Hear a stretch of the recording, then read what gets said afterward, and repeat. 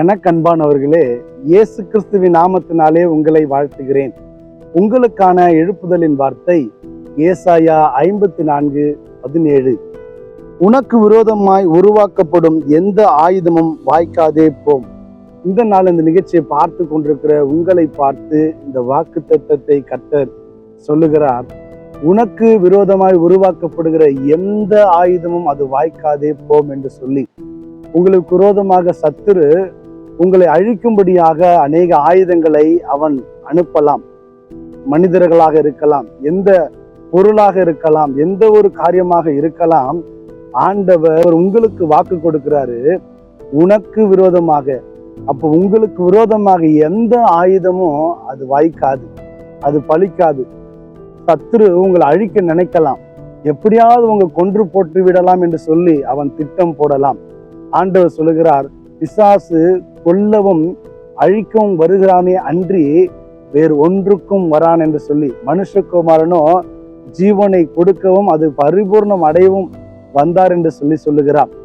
பிசாசு என்றைக்குமே மனிதனை கொல்லுவதற்காக அவன் வருகிறான். அவன் மனுஷ கொலைபாதகன் என்று சொல்லி ஆண்டவர் இந்த இடத்துல சொல்லுகிறார். உங்களை பார்த்து இந்த நாளிலே ஆண்டவர் வார்த்தை சொல்லுகிறது, உனக்கு விரோதமாக உருவாக்கப்படுகிற எந்த ஆயுதத்தையும் நான் வாய்க்காம போக பண்ணுவேன் என்று சொல்லி.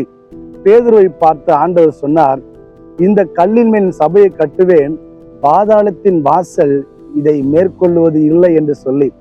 பாதாளத்தின் வாசல் என்றால் என்ன? மரணத்தின் பிடி. மரணத்தின் பிடியிலிருந்து ஆண்டவர் உங்களை விடுதலையாக்கினார். உங்களுக்கு விரோதமாக பாதாளத்தின் வாசல்கள் செயல்பட முடியாது. ஏனென்றால் அவர் உங்களுக்காக ரத்தம் சிந்தி உங்களை மீட்டிருக்கிறார். உங்கள் மேலே பிசாசுக்கு அதிகாரம் இல்லை. ஏனென்றால் நீங்க அவர் ரத்தத்தினாலே கழுவப்பட்டவர்கள், அவருடைய நாமம் தரிக்கப்பட்டவர்கள். உங்களை பிசாசு ஒன்றும் செய்துவிட முடியாது. ஏனென்றால் அவர் வானத்திலும் பூமியிலும் சகல அதிகாரம் படைத்தவர், எல்லா நாமத்திற்கும் மேலானவர். அவருடைய நாமத்தை சொல்லும் போது பிசாசு பயப்படுவான், பாதாளம் நடுங்கும். அவருக்கு முன்பாக எந்த பிசாசும் நின்றுவிட முடியாது. அவர் உங்களை பார்த்து சொல்லுகிறாரு, பாதாளத்தின் வாசல் உன்னை மேற்கொள்ளுவதில்லை என்று சொல்லி. மரணத்தின் பிடி உங்களை மேற்கொள்ள முடியாது.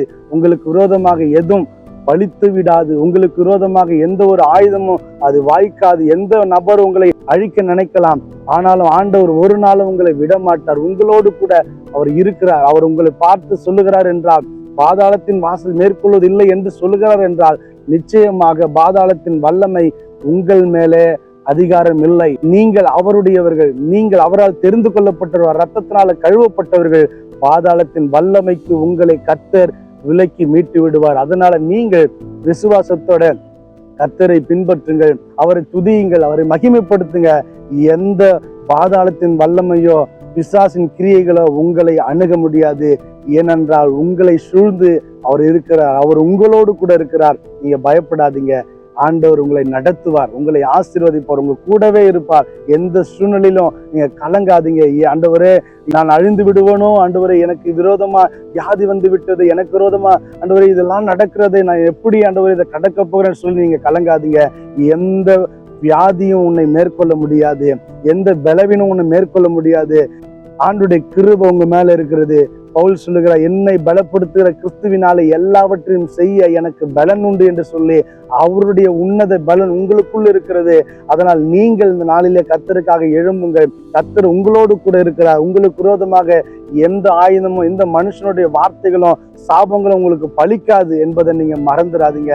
ஆண்டவருடைய வாக்கு அது மாறாதது. விசுவாசியுங்கள். ஜெபிப்போம். பரிசுத்தம் நல்ல பிதா, நிகழ்ச்சியை பார்த்து கொண்டிருக்க ஒவ்வொருக்காக ஜெபிக்கிறேன்ப்பா. உனக்கு விரோதமாக உருவாக்கப்படுகிற எந்த ஆயுதம் அது வாய்க்காதே போகும் என்று சொன்னீங்களப்பா. அந்த வார்த்தையின்படி ஆண்டவரே, எந்த சத்துருவின் கிரியைகளும் அப்பா பிள்ளைகள் அணுகாதபடி கர்த்தர் பாதுகாத்து கொள்ளுங்கப்பா. பாதாளத்தின் வாசல் மேற்கொள்வது இல்லைன்னு சொன்னீங்களப்பா. எந்த பாதாளத்தின் வாசல்கள் ஆண்டவரே அப்பா பிள்ளைகளை மேற்கொள்ள கூடாதுப்பா. ரத்த கோட்டைக்குள்ள ஒவ்வொருவரையும் மூடி மறைத்து நீர் பாதுகாத்து கொள்ளுங்கப்பா. இயேசு கிறிஸ்துவின் நாமத்தின் மூலம் வேண்டிக் கொள்கிறோம் எங்கள் நல்ல பிதாவே, ஆமென். இந்த நாளில் இந்த நிகழ்ச்சியை பார்த்து கொண்டிருக்கிற உங்களை பார்த்து ஆண்டவர் சொல்லுகிறார், உனக்கு விரோதமாய் உருவாக்கப்படும் எந்த ஆயுதமும் அது வாய்க்காதே போம். பாதாளத்தின் வாசல் உங்களை மேற்கொள்வது இல்லை. God bless you. God bless you.